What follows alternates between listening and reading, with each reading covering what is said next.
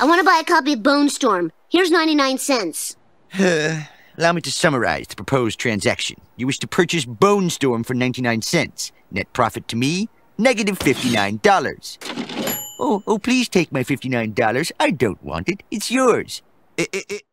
Welcome back to Thinking Critical. This is Wes. We got the Marvel and DC solicitation information for December 2021 within, like, I don't know, 24 hours of each other, so I'm a bit overwhelmed. Obviously, we covered a lot of the big stuff yesterday on the channel, or I guess Thursday.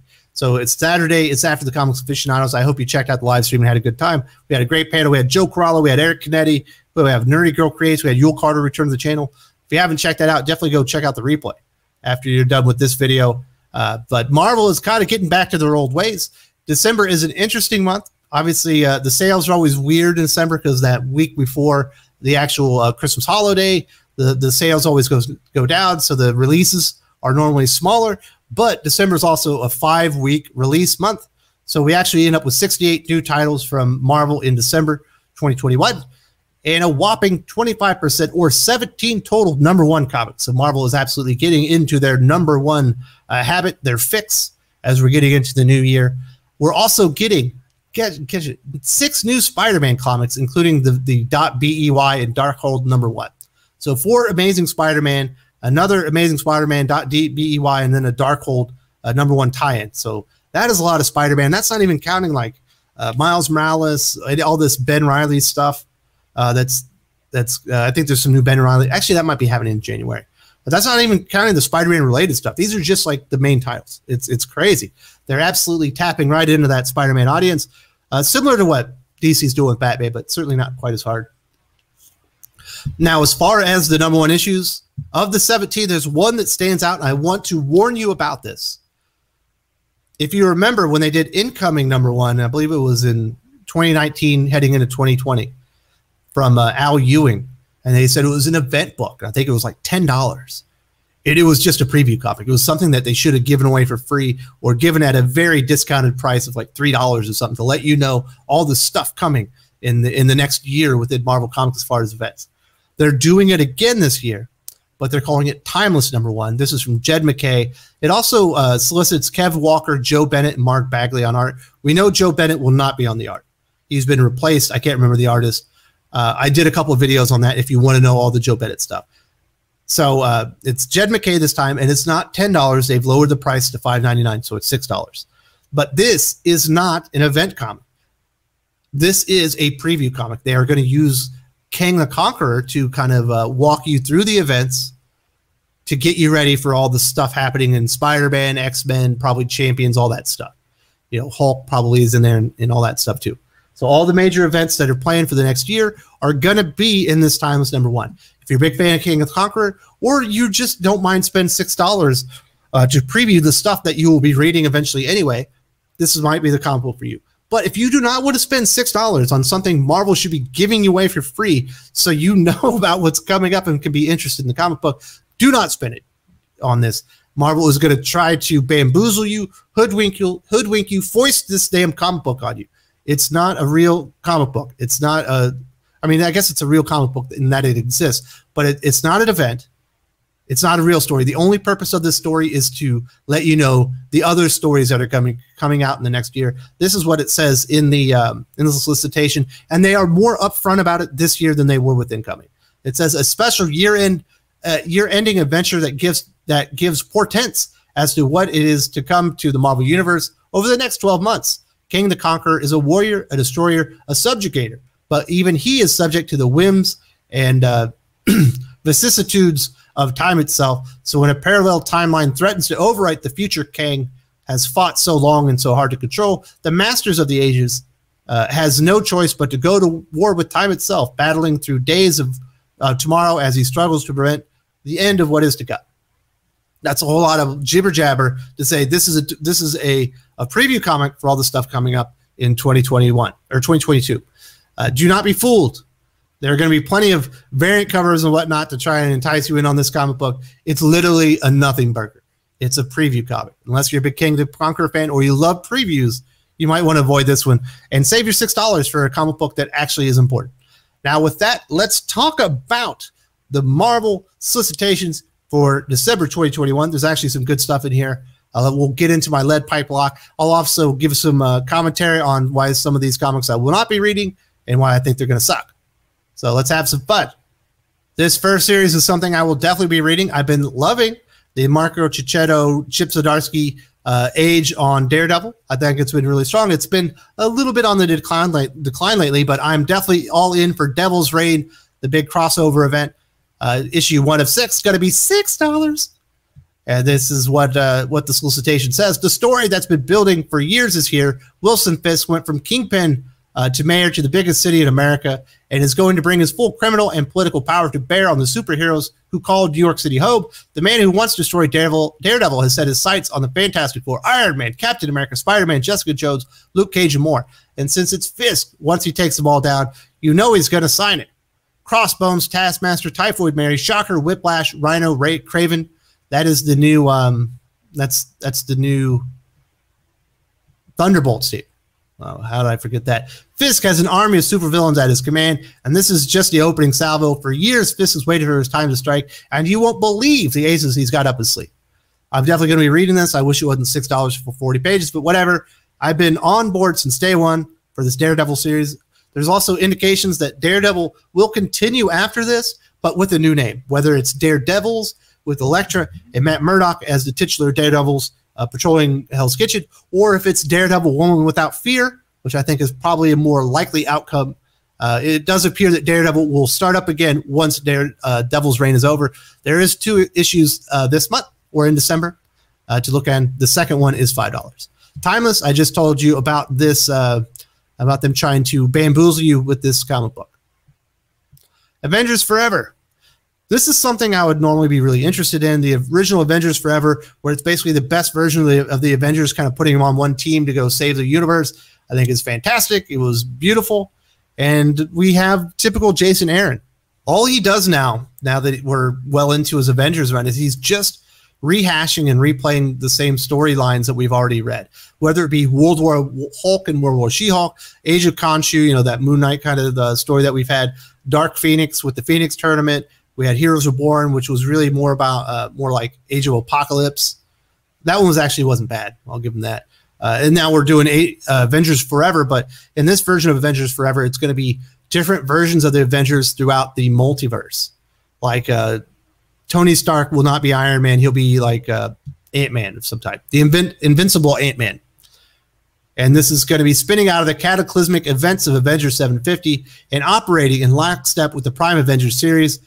It's just what Jason Aaron does now. I like Aaron Cooter as an artist, but he needs a break. Give Jason Aaron a break. He needs a sabbatical to get away from Marvel Comics, to recharge his batteries and be able to do something creative, because he's just doing these rehashes, and they, for the most part, other than Heroes Reborn, which wasn't great, it was okay, and by his standards, I guess feels like it's great. They've sucked, and this is not going to be worth $5. And they should have just left Avengers Forever alone, unless they could bring someone in that could do something cool with it. And Jason Aaron just does not have cool with it in him at all. Just putting that out there. That's just those are my thoughts on that one.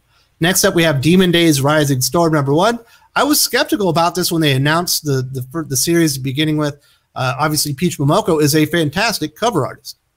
In-demand cover artist, has a huge name as a cover artist. People love the cover that she does, but we hadn't really seen her on interiors, and we certainly hadn't seen her write. Would she be able to do this? And it's been a resounding yes. Demon Days is one of the best things coming out of Marvel. This is, I believe, the 4th in the 5-part Demon Days saga. Yes, it is. $5. Absolutely, I'm on board because the quality has been so high. It's really cool what Peach Momoko has done. She's basically incorporating the Marvel characters and tweaking them and incorporating them into like traditional Japanese folklore. And it's really, really good. The art's fantastic. She is a phenomenal interior artist, and her writing is spot on. This is absolutely worth your money and something I've been reading. If you have a chance, if you haven't read these, I would go back and read it from Demon Days X-Men. We do have a creator's cut coming out in December as well. It's going to be $6, and you're going to get some original art and layouts and stuff like that, and really break this thing down. But this was a great comic book. If If you didn't read this, you missed out on something that was really good. This is a little bit more expensive, but you're definitely getting some more to it with Peach Momoko's art. And she's really a super nice person and a fantastic creator. I really hope they let her do more writing and interior work in the future. Amazing Spider-Man 80.bay. This is one of the, so there's 5 Amazing Spider-Man comics coming out, including this one. This is going to be by Cody Ziegler. With her nephew at death's door, May Parker is not going to sit around accepting Peter's ailments aren't solvable with conventional means, but she's also going to seek unconventional means from her ex-fiance, Dr. Octopus. Perhaps they'll get physical. Maybe she'll seduce him into helping Peter out. This is the only one that's $5. The rest of them are $4. Amazing Spider-Man 81. And I'm going to be honest, this thing feels like it's going to be an absolute cluster. We got Saladin Ahmed. It's new Spider-Man versus newest Spider-Man.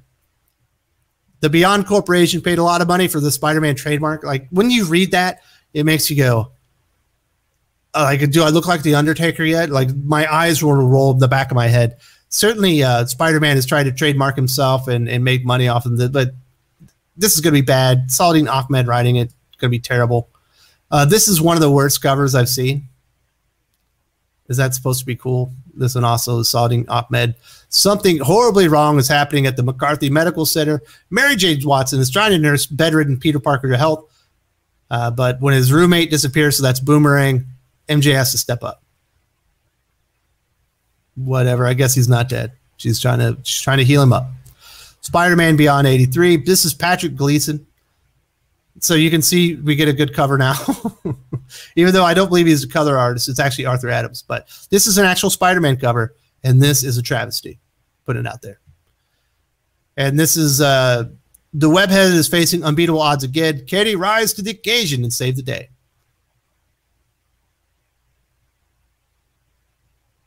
So hopefully that's hopefully he does rise to save the day. I'm sorry, I just got a message from Doc. I should not have taken my eye off the prize. That's Spider-Man 83. Obviously, the art is going to be much better because it's Patrick Gleason. Where we got Cody Ziegler, Paco Medina, going back to the very first issue, that Dot Bay issue. The events of Dot Bay have set up Darkhawk on a collision course with the Beyond Corporation and their spider hero in residence.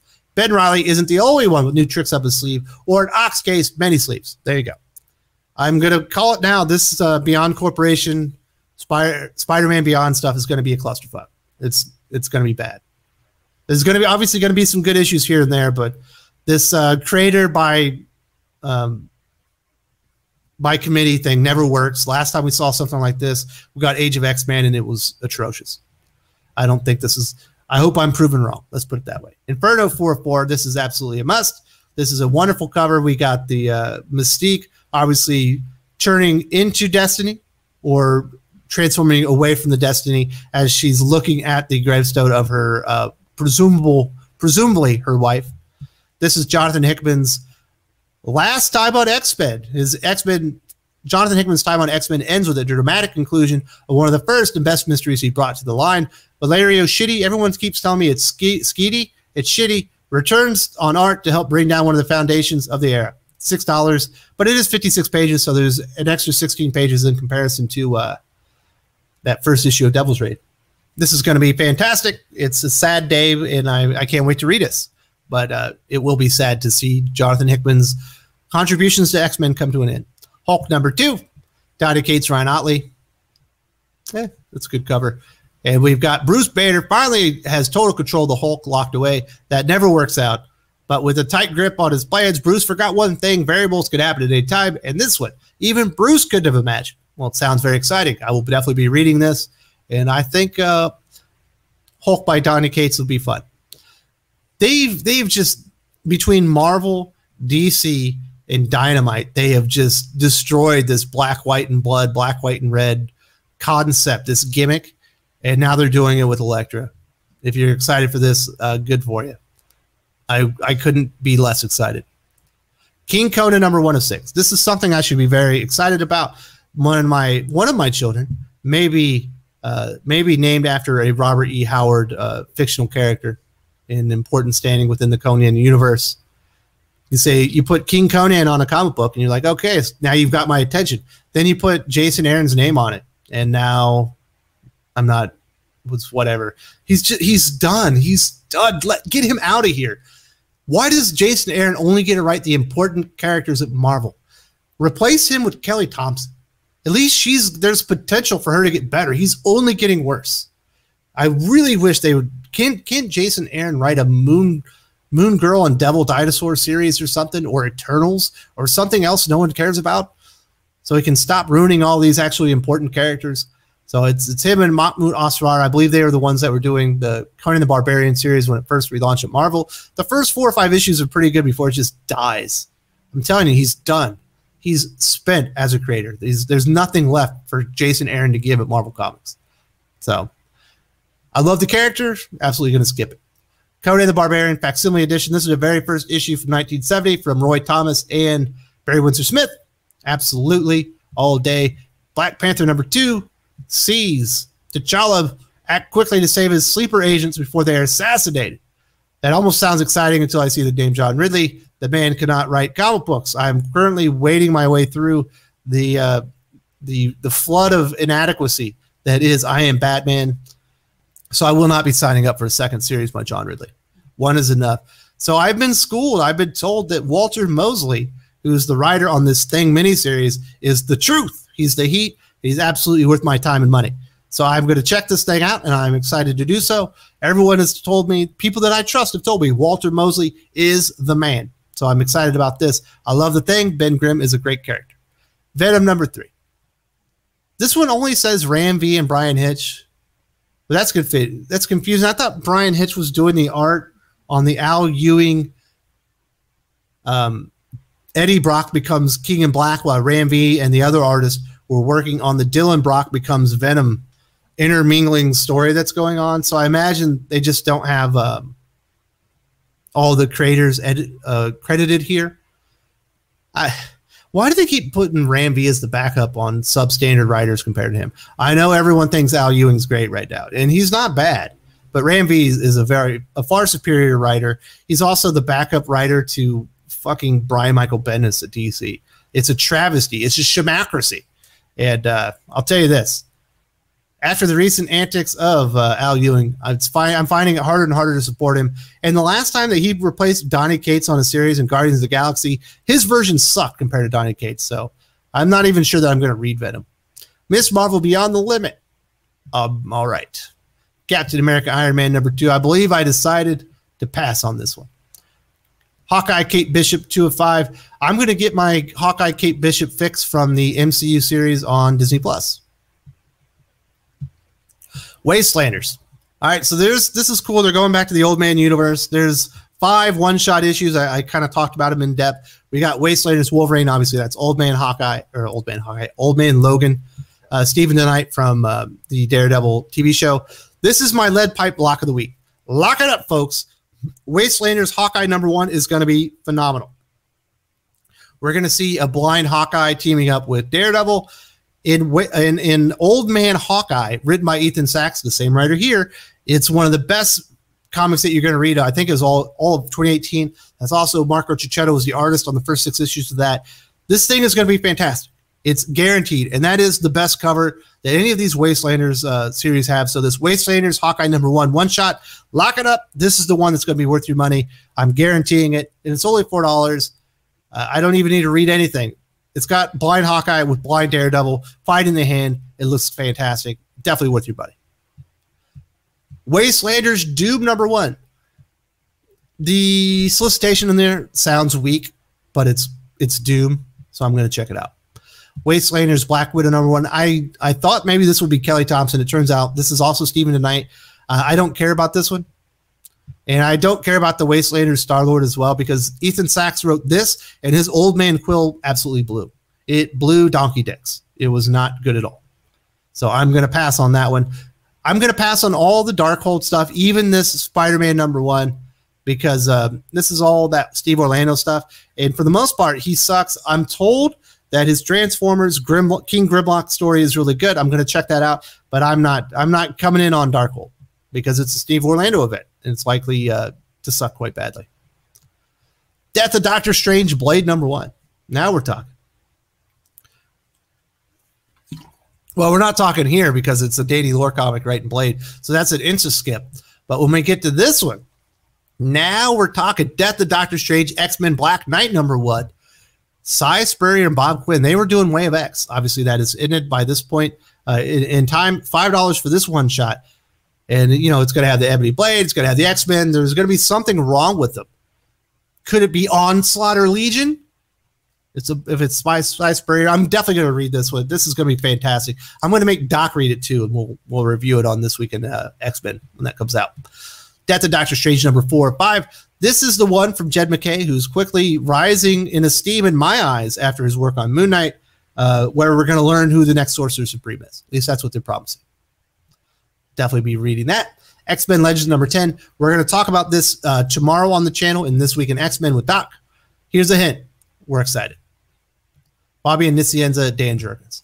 Sword #11. It's going to be hard for me to get on board Al Ewing. Although Sword's been pretty good if it wasn't interrupted by all those events. Trial of Magneto comes to an end. I imagine this and Inferno ending at the exact same time, and Hellions ending, and it certainly hinted at that Marauders is going to be ending. Spoilers. That maybe the theory is that this is leading into the second Age of Krakoa, but I thought that's the reason that they booted Jonathan Hickman to begin with, because they wanted to stay in the first age. We shall see. It sounds like maybe there's going to be something kicking off in January 2022 regarding the X-Men. But this Trial of Magneto is guaranteed to be a train wreck. Some of the worst writing you will ever see in a superhero comic book. Leah Williams, nice as can be. She's got big jugs. She is a terrible comic book writer, and absolutely, you know, I'm going to read it just to see the train wreck. X-Force 26 has been going downhill fast. Now we're on Robert Gills, the artist. It's hard for me to get on board with it. It's just the last issue was okay. New Mutants 24 never got up to speed. It sucked since day one, even when Jonathan Hickman was writing that one. X-Men #6. Doc and I are going to talk about Captain Krakoa and our thoughts. We're less than impressed. Spoilers. Hellions 18. Pour one out for Jed MacKay. You know what I mean? One for me and one for my homies. Hellions 18 comes to an end. This is terrible. Definitely going to be reading this one. $5. This series by Zeb Wells is great. If he doesn't leave this to get the Spider-Man gig, I'm going to be mad. Otherwise, he should have kept going. Wolverine 19. The solicitation on this one sucks. I'm not going to go through it. It doesn't sound all that interesting. This is Ben Percy, Javier Fernandez on art, but the cover done by Adam Kubert here is fascinating to me. It's so cool that, like, this is a fucking comic book cover. Look at this thing. I want to read this comic right now just because that cover is so interesting. I just think it looks great. I want to know what this is all about, so I'll be reading that one. Marauders 27. Is this thing coming to an end? Let's read. The sun sets on the Marauders. Well, it certainly sounds like the Marauders is also ending abruptly. Marauders' first store comes to a close as the shakeups within the Hellfire Trading Company crystallize. Will any of the inner circle remain standing? And can the crew survive the changes happening around them? I don't care. It's Jerry Duggan. You know, his X-Men has been better than anticipated, but his Marauders lost me long ago. Excalibur 26. I don't do Teeny Howard on X-Men comics. Morales, Spider-Man still has Saudine Ahmed. Spider-Woman 18. This is a tie-in to Devil's Reign. And Carlo Pacheco, the writer, has said that Devil's Reign is off the chain. So with Daredevil ending, but it does sound like it's going to come back in some other form, and Hellions ending, Moon Knight, even though it's only 2 issues in, is the best ongoing comic at Marvel now, in my opinion. Of course, we have to see Hulk. I think Hulk might challenge it for this, but I think Moon Knight is going to maintain its spot. Jed MacKay really has a good feel for the character. Alessandro Capuccio, his art has been super dope. And if you're not reading Moon Knight, we're only 2 issues in. Go catch up. If you like the character, even if you don't like the character, but you like some horror aspects to your superhero comics, this is the one for you. I'm not blown away. This isn't We Live, but it is absolutely fantastic, in my opinion. Last Avengers. This is a Peter David reprint. Phoenix Song Echo. No one ever wanted that comic. Avengers 51. Jason Aaron continues to shit the Avengers bed. Avengers Tech On. Everyone's like, you got to read this Jim Zub thing.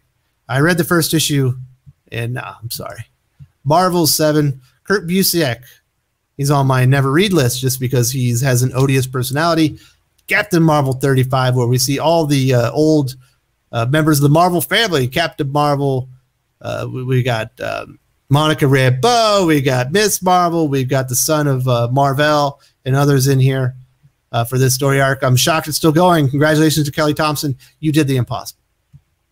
King the Conqueror number 5. The cycle of King comes to an end. Obviously, King's going to be important in the future. Defenders 4 or 5. I haven't read it yet. I was planning on catching up on this, but I'm not. Al Ewing and I are not seeing eye to eye right now. Why is Dan Slott still on Fantastic Four? There's so many people that would love to read a Fantastic Four comic, but there's an inhibitor between them and the comic book itself, and it's the name Slott on the cover. They need to get somebody else on there. Dan Slott's, he's in that Jason Aaron crowd. Although I don't think he's as bad as Jason Aaron right now, personally. Iron Man 2020 that was bad.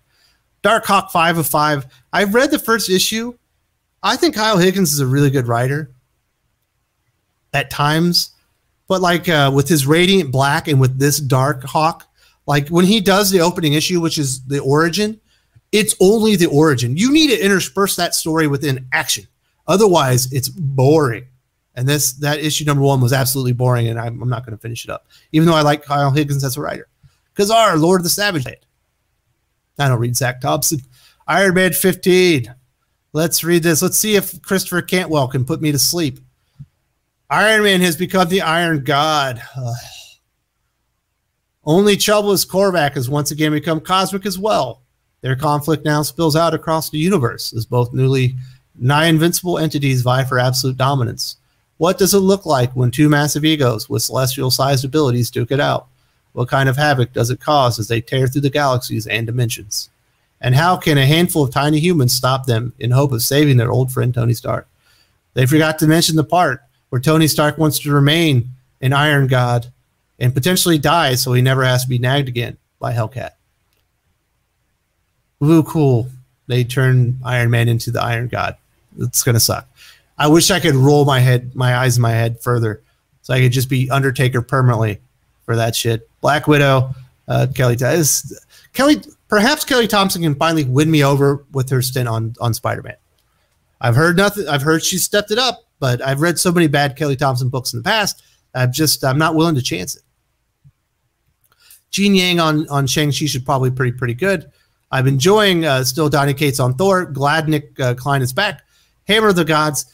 There's too many gods with Donny Cates. Obviously in Venom we got the King in Black. Here in Thor we got that the Black Winter, and now we're getting the Hammer of the Gods, or the God of Hammers. Isn't that from Mario Brothers? It better be a giant turtle. Strange Academy 14. I'm definitely going to be reading this one. Loving that with my son. This is it. The universe that you'll be looking back on in 5, 10, 50 years from now. See the future of Strange Academy is the Marvel Universe. You won't believe your eyes. Last time they promised this was Immortal Hulk 50, and it sucked. But I'm definitely going to check this out. Strange Academy has been great. Savage Avengers. This is the best work Jerry Duggan's done at Marvel. 15 years, 10 years, something like that. Patch Zercher, fantastic villain artist, douchebag. Eternals, I just couldn't get excited. Warhammer, not my thing. Apparently, War Bounty Hunters was just meant to lead into Crimson Reign. How very Marvel Comics of him. Charles Soule, Crimson Reign, the story that began with War Bounty Hunters. $5. I don't know. I didn't watch Solo. I saw parts of it. I know this character's from Solo, but I could care less.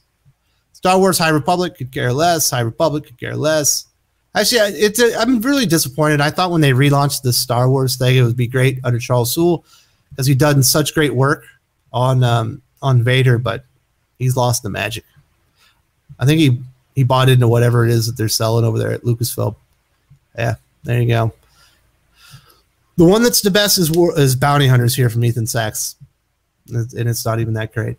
So that's it. That's the Marvel solicitations for December 2021. There's some winners in there. My lead pipe lock of the month is was that Wastelanders Hawkeye #1 from Ethan Sachs. That thing's going to be great. We got Devil's Reign. Really excited about this. We have too many Spider-Man comics, but there's quite a few comic books in there that are worth enjoying. I think Inferno's going to be good. I can't remember them all right now, but hey, there's some comics worth reading. I hope you enjoyed this, and I'll see you tomorrow talking about DC solicitations first thing Sunday morning.